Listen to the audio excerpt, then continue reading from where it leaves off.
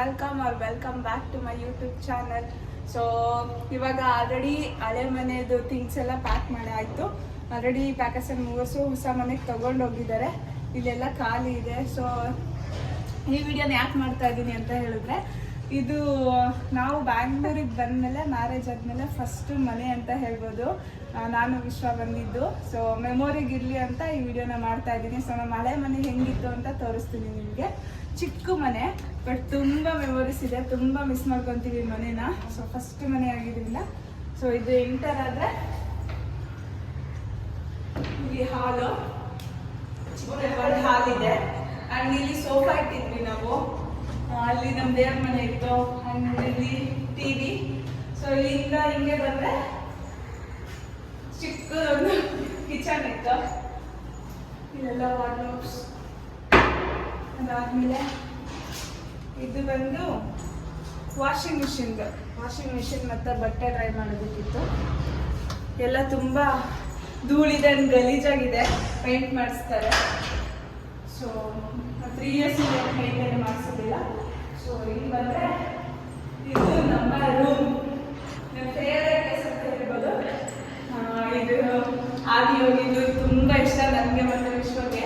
But ನಾನು ಕರ್ಕೊಂಡು ಹೋಗೋದಕ್ಕೆ ಆಗೋದಿಲ್ಲ, ವಾಲಿಗೆ ಸ್ಟಿಕ್ ಮಾಡಿರೋದು. ಅಂಡ್ ಇದು ನನ್ನ ಫೇವ್ರೇಟ್. ಇದನ್ನು ಹಾಕುವಾಗ ನನಗೆ ತಲೆಯಲ್ಲೇ ಇರಲಿಲ್ಲ. ಸೊ ನಾವು ಮನೆ ಚೇಂಜ್ ಮಾಡಿದ್ರೆ ಬಿಟ್ಟು ಹೋಗ್ತೀವಂತ ಹಂಗೆ ಅದು ನೆನಪಿಲ್ಲದೆ ಇದನ್ನು ವಾಲಿಗೆ ಹಾಕ್ಬಿಟ್ಟೆ. ಸೊ ಹೊಸ ಮನೆಗೆ ಬೇರೆ ತೊಗೊಳ್ಬೇಕು ಇತ್ತು. ಆಮೇಲೆ ಹಿಂಗೆ ಬಂದರೆ ಇಲ್ಲಿ ಬರ್ತದೆ ಕಬಾರ್ಡ್. ಖಾಲಿ ಇದೆ ಫುಲ್ಲು, ಎಲ್ಲ ಖಾಲಿ. ಬಂದರೆ ಇದು ವಾಶ್ರೂಮು. ಸೊ ತುಂಬ ಗಲೀಜಾಗಿದೆ, ಬೇಡ. ಇಲ್ಲಿ ಬನ್ನಿ ಹೇಳಿ. ಸೊ ಇದಿಷ್ಟೇ ನಮ್ಮದು ಒಂದು ಪುಟ್ಟ ಮನೆ ಇತ್ತು. ತುಂಬ ಚೆನ್ನಾಗಿತ್ತು. ತುಂಬಾನೇ ಮಿಸ್ ಮಾಡ್ಕೊಂತೀವಿ. ವಿಶ್ವ, ನೀವು? ತುಂಬಾ ಮಿಸ್ ಮಾಡ್ಕೊಂತೀವಿ ಮನೆ. ತುಂಬಾ ಮೆಮೊರೀಸ್ ಇತ್ತಲ್ಲ. ಆಲ್ಮೋಸ್ಟ್ ಸಂಸಾರಿಕ ಜೀವನದ ಮೊದಲನೇ ಹೆಜ್ಜೆ ಇಲ್ಲಿ ಶುರು. ಸೊ ಇಷ್ಟೇ ಮನೆ ಇದ್ದು.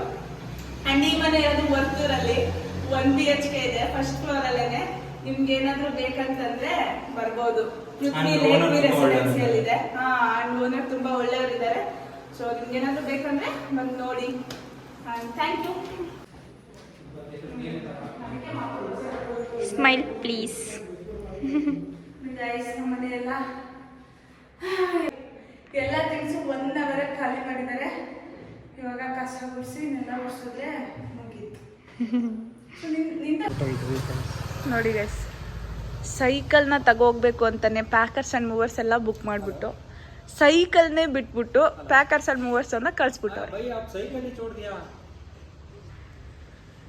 पहले जब आया था नीचे साइकिल और बैठे दोनों एक एक बोला था मैंने, अब बैठ तो ले लिए तो साइकिल छोड़ दिया ना. ಈಗೇನು ಮಾಡೋಕ್ಕಾಗಲ್ಲ ಅಣ್ಣ ಅಂತಾರ. ಸೊ ಫೈನಲಿ ಇವಾಗೆಲ್ಲ ಪ್ಯಾಕ್ ಮಾಡಿ ಮನೆಗೆ ಹೋಗ್ತಾ ಇದ್ದೀವಿ. ಹಿಂಗಾಗ್ಬಿಟ್ಟಿದ್ದೀವಿ ಅಂದರೆ ಫುಲ್ಲು ಪ್ಯಾಕ್ ಮಾಡಿದ್ದವರು, ಟಯರ್ಡ್ ಆಗಿರೋದು ನಾವು.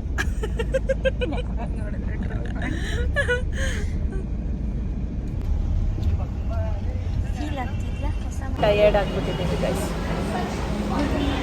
ಯಾವಾಗ ಹೋಗ್ತೀವೋ ಗೊತ್ತಿಲ್ಲ. ಹೋಗ್ತೀವಿ ನಾನು 10 minutes. ನಾನಂತೂ ಹೆಂಗಾಗಿದ್ದೀನಿ. ಊಟ ಮಾಡೋದಕ್ಕೆ ಬಂದಿದ್ದೀವಿ ಇವಾಗ. ಮಧ್ಯಾಹ್ನ ಊಟ, ಸಾಯಂಕಾಲ ಆಲ್ರೆಡಿ ಟೈಮ್ ಎಷ್ಟಾಗಿದೆ ಗೊತ್ತಾ? 4 o'clock ಆಗಿದೆ. ಟೈಮ್ ಆಗಿದ್ದು ಗೊತ್ತಾಗಿಲ್ಲ, ಅಲ್ಲೇ ಟೈಮ್ ಆಯಿತು.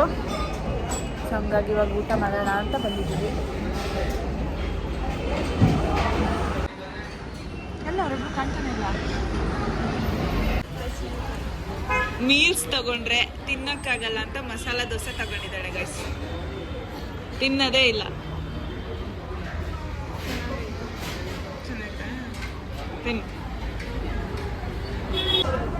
ಸೊ ಗೈಸ್, ನಾನು ಮೀಲ್ಸ್ ತಗೊಂಡಿದ್ದೀನಿ. ಜಿಲೇಬಿ ಕೊಟ್ಟಿದ್ದಾರೆ, ಪಲ್ಯ, ಪೂರಿ ಕೊಟ್ಟಿದ್ದಾರೆ.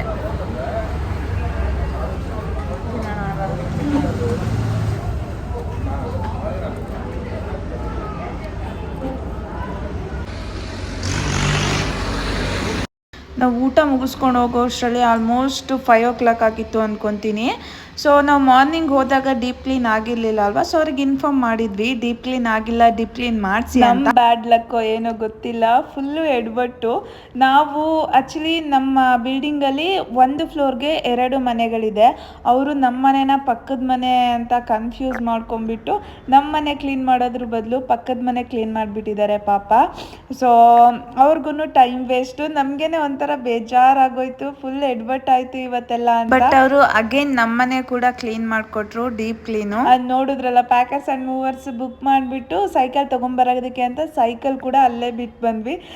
ಒಂಥರ ಎಲ್ಲ ಮೆಸ್ಸಿ ಅನ್ನಿಸ್ತಿತ್ತು. ಆ್ಯಂಡ್ ಮನೇನ ಈ ಥರ ನೋಡಿಬಿಟ್ಟು ನನಗೆ ಇನ್ನೂ ಫುಲ್ಲು ತಲೆ ಬ್ಲ್ಯಾಂಕ್ ಆದಂಗೆ ಅನಿಸ್ತಿತ್ತು. ಯಾವಾಗಪ್ಪ ಇದನ್ನೆಲ್ಲ ಅಲ್ಲಿಗೆ ಜೋಡಿಸ್ಕೊತೀವಿ ಮನೇನ, ಯಾವಾಗ ನಮ್ಮ ಮನೆ ಥರ ಆಗುತ್ತೆ ಅನ್ನೋ ಥರ ಫೀಲ್ ಆಗ್ತಾ ಇತ್ತು. ನಾವು ಮನೆಗೆ ಬಂದು ಥಿಂಗ್ಸ್ ಎಲ್ಲ ಅನ್ಲೋಡ್ ಮಾಡೋ ಅಷ್ಟರೊಳಗಡೆ ಆಲ್ಮೋಸ್ಟು 7:30 ಆಗಿತ್ತು. ಸೊ ಅಷ್ಟರಲ್ಲಿ ಮನೆಯವ್ರು ಕೂಡ ಬರ್ತಾಯಿದ್ರು, ಅವ್ರಿಗೋಸ್ಕರ ಪಲಾವ್ ಅಂಡ್ ಪಾಯಸ ಮಾಡಿದ್ದೆ. ಆವತ್ತಿನ ದಿನ ನಾವು ಏನೂ ಕ್ಲೀನ್ ಮಾಡಿಲ್ಲ. ಸೊ ಆಲ್ಮೋಸ್ಟ್ ಎಲ್ಲರೂ ಟಯರ್ಡ್ ಆಗಿದ್ವಿ, ಸೊ ಮಲ್ಕೊಂಡ್ವಿ. ಇದು ಮಾರನೇ ಬೆಳಿಗ್ಗೆದು ವ್ಲಾಗು.